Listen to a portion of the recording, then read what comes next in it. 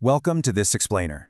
Today we're diving into a truly dramatic historical pivot known as Am el-Wufud, or the Year of Delegations.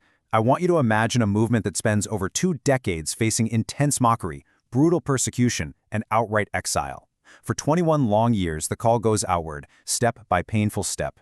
And then, suddenly, in the 9th year after the Hijra, the entire paradigm flips.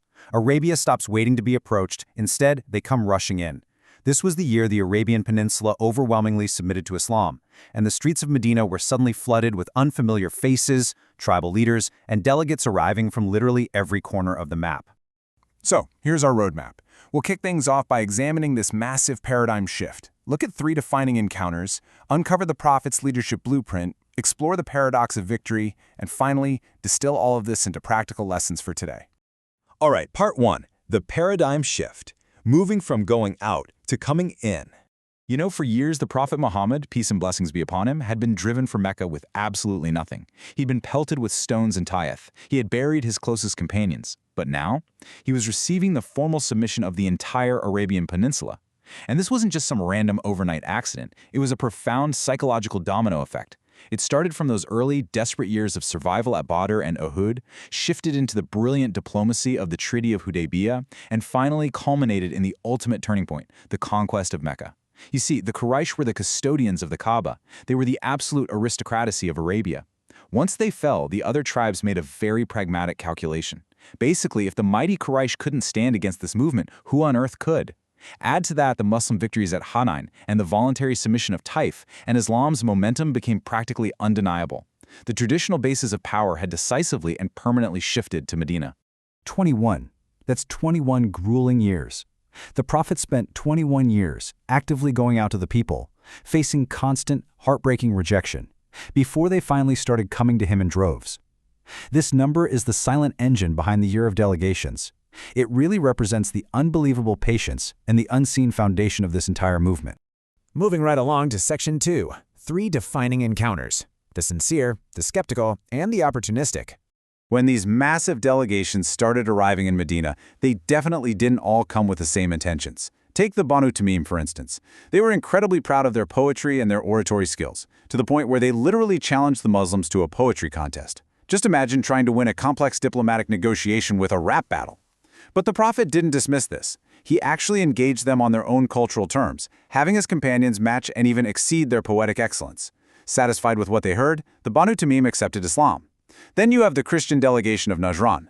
Now they came for a deep theological debate about the nature of Jesus. They were even allowed to pray right there in the Prophet's mosque. Ultimately, they didn't convert, but they did successfully negotiate a treaty of protected coexistence. And then, well, we see the dark side of tremendous success, sheer opportunism. A man named Musaylima from the Banu Hanifa tribe saw the political momentum of Islam and decided to declare himself a prophet too, even offering to split the earth in half with the Prophet. He was firmly rejected and labeled the liar. So the Prophet had to expertly navigate intense cultural pride, profound theological differences, and dangerous political ambition, all at exactly the same time. Section 3, the leadership blueprint: managing the transformation. So how exactly do you manage an unprecedented transformation like this? Well, the Prophet employed an absolute masterclass in diplomacy and emotionally intelligent administration. Step 1, generous hospitality. Everyone was fed and rested before any business was ever discussed. Step 2, genuine listening. He let them speak first, presenting their own terms, their own questions. Step 3 was a simple, direct presentation of Islam's core pillars, no overwhelming theological complexities right out of the gate. And step 4, which is perhaps the most vital of all, sending teachers back with them. Conversion wasn't just some quick verbal pledge made in Medina. It required genuine, ongoing education on the ground in their home regions. This is exactly how you build a lasting transformation. Now, this kind of leadership required a truly brilliant balance. On one hand, you have absolute firmness on core theology, or tawhid. When a tribe asked to keep just one idol for a few more years, the answer was an unambiguous, uncompromising no. The core tenet of worshiping the Creator alone was absolutely not up for negotiation. But on the other hand, there was intense, pragmatic flexibility. When it came to matters of local administration, the timing of taxation, or local customs, the Prophet was incredibly accommodating. He didn't demand strict uniformity in everyday local governance, which brilliantly minimized resistance and smoothed the entire transition process. To manage this huge, newly unified territory, the Prophet established an unprecedented administrative structure. He utilized the Amil, an appointed regional governor. By dispatching these governors, along with judges and teachers, the Arabian Peninsula was completely transformed. It went from a chaotic web of fragmented, warring tribes into a fully unified administrative state for the very first time in recorded history.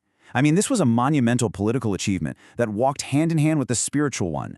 Which brings us to Section 4, the Paradox of Victory, in Surah An-Nas.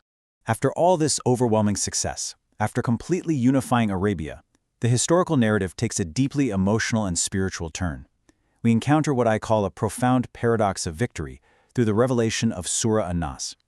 It translates to, when the help of Allah has come and the conquest, and you see the people entering into the religion of Allah in multitudes, then exalt Him with praise and ask forgiveness of Him. Indeed, He is accepting of repentance.